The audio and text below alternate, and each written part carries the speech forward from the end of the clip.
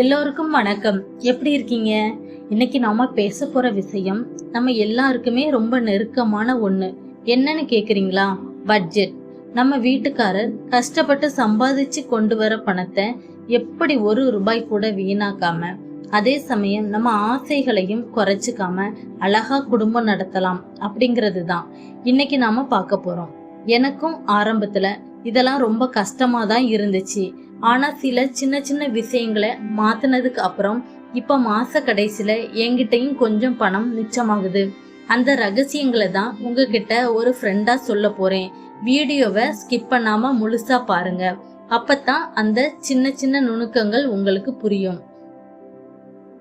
முதல்ல நாம செய்ய வேண்டிய முக்கியமான விஷயம் ஒரு டைரி போடுறது. என்னப்பா இது பழங்காலத்து முறை மாதிரி இருக்குன்னு நினைக்காதீங்க. நிஜமாவே இது மேஜிக் மாதிரி வேலை செய்யும்.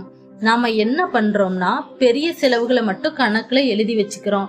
ஆனா அந்த 5-10 ரூபாய செலவு பண்றோம் பாத்தீங்களா, அதுதான் மாச கடைசியில ஒரு பெரிய தொகையா வந்து நிக்கும். இன்னைக்கு ஒரு பால் பாக்கெட் வாங்கினா கூட அதை டைரியில எழுதுங்க. அப்போ உங்க கைப்பட நீங்க செலவை எழுதுறீங்களோ அப்பவே உங்க மூளை அடுத்த தடவை யோசிச்சு செலவு பண்ணு அப்படின்னு உங்களுக்கு சொல்லி கொடுத்துரும். இதுல வெக்கப்பட எதுவுமே இல்ல. நம்ம குடும்பத்துக்காக நாம கணக்கு பாக்குறது ஒரு பெருமையான விஷயம் தானே. அடுத்தது நம்ம ராஜ்யம், அதாவது நம்ம கிச்சன். மளிகை சாமான் வாங்குறதுல தான் நாம நிறைய பணத்தை மிச்சப்படுத்த முடியும். கடைக்கு போறதுக்கு முன்னாடி ஒரு 5 நிமிஷம் கிச்சன்ல இருக்க டப்பா எல்லாம் திறந்து பாருங்க. சில சமயம் போன மாசம் வாங்கின பருப்பே இன்னும் மிச்சம் இருக்கும். நாம தெரியாம மறுபடியும் வாங்கிடுவோம். கண்டிப்பா ஒரு லிஸ்ட் எழுதிட்டு கடைக்கு போங்க. அந்த லிஸ்ட்ல இல்லாத எதையும் எடுக்க மாட்டேன் உங்களுக்குள்ளே ஒரு சத்தியம் பண்ணிக்கோங்க. அப்புறம் இந்த 1 கிலோ 2 கிலோ ஆஃபர்ல போடுறாங்கன்னு சொல்லி தேவைக்கு அதிகமாக வாங்கி வைக்காதீங்க.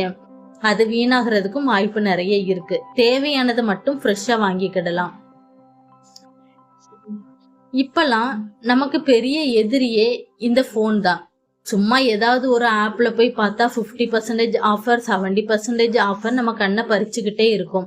இது வெறும் 200 ரூபாய் தானே, வாங்கிடலான்னு தோணும். ஆனா யோசிச்சு பாருங்க, அந்த பொருள் நிஜமாவே நமக்கு தேவையா இல்ல ஆஃபர்ல இருக்கிறதுனால வாங்குறோமா? உங்களுக்கு ஒரு சின்ன டிப்ஸ் சொல்றேன். ஏதாவது ஒரு பொருளை ஆன்லைன்ல பார்த்து உங்களுக்கு பிடிச்சிருந்தா உடனே பை நவ் கொடுக்காதீங்க. அதை ஆட் டு கார்ட் பண்ணிட்டு போனை வச்சிருங்க. ஒரு 2 நாள் கழிச்சு மறுபடியும் பாருங்க. அப்போ உங்களுக்கு தோணும், இது இல்லாம கூட நம்மளால இருக்க முடியுமேன்னு. அந்த நிமிஷம் நீங்க பணத்தை மிச்சப்படுத்திட்டீங்கன்னு அர்த்தம். கடைசியா சேமிப்பு. இது செலவு பண்றதுக்கு அப்புறம் பண்றது இல்ல, பணத்தை எடுத்த உடனே பண்றது. ஒரு மாதம் மளிகை மிச்சமான 50 ரூபாயோ இல்லது 100 ரூபாயோ அத ஒரு தனி உண்டியல்ல போட்டு வைங்க. அந்த காசு இல்லாத மாதிரியே நினைச்சுக்கோங்க. சிறு துளி பெரு வெள்ளம்னு சொல்லுவாங்க இல்லையா, அது நிஜம்தான். இந்த மாதிரி சின்ன சின்ன சேமிப்புகள் தான் நாளைக்கு நம் குழந்தைங்க படிப்புக்கோ ஹாஸ்பிட்டல் செலவுக்கோ இல்ல ஏதோ ஒரு அவசரத்துக்கு கை கொடுக்கும். முடிஞ்சா மாசம் ஒரு சின்ன கிராம் தங்கம் எடுக்கிற மாதிரி ஸ்கீம்ல சேருங்க. அது நமக்கு ஒரு பெரிய தன்னம்பிக்கையை கொடுக்கும். என்ன தோழிகளே, இன்னைக்கு நான் சொன்ன இந்த விஷயங்கள் உங்களுக்கு பிடிச்சிருக்கும்னு நினைக்கிறேன். பட்ஜெட் போடுறதுங்கிறது கஞ்சத்தனம் கிடையாது. அது நம்ம குடும்பத்தோட எதிர்காலத்துக்கான பாதுகாப்பு. நீங்க எப்படி பட்ஜெட் போடுவீங்கன்னு கமெண்ட்ல சொல்லுங்க, நானும் தெரிஞ்சுக்கிறேன். இந்த வீடியோ உங்களுக்கு பயனுள்ளதா இருந்தா மறக்காம நம்ம சேனலை சப்ஸ்கிரைப் பண்ணி சப்போர்ட் பண்ணுங்க. அடுத்த வீடியோல இன்னும் சூப்பரான டிப்ஸோட உங்களை வந்து பாக்குறேன். அது வரைக்கும் அன்புடன் விடைபெறுகிறேன். நன்றி.